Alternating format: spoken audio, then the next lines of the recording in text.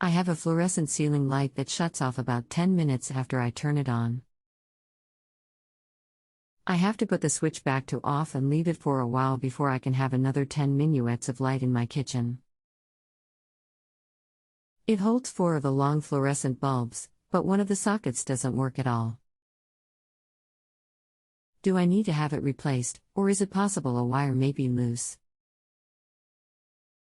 Thanks. Smile. Welcome. My name is would be glad to assist. It sounds like you have a bad ballast in the fixture, and it is heating up and then shutting itself off.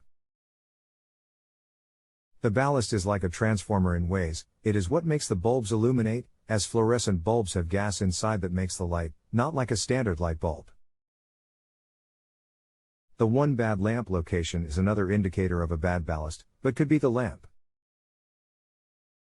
If have not changed lamps, that is the first step to perform and ensure the bulbs are good, as they too can shut off. If the ends are blackened, they need replacing for sure.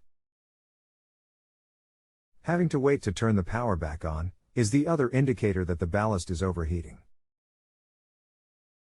The ballast can be changed, it sits inside the fixture's wiring compartment. Not sure if you are comfortable changing one or not, but you purchase one identical and there is no wiring that has to be changed. You take the fixture apart to access the center cavity and you will find a rectangular shaped box, that is the ballast. It is less expensive than to replace the entire fixture.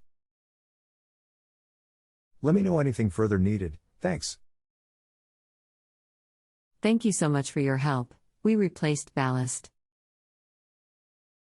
Smile. Sorry for the delay with the rating. If you have a home improvement or appliance question and want to chat with an expert now, visit JustAnswer.com/YTHI.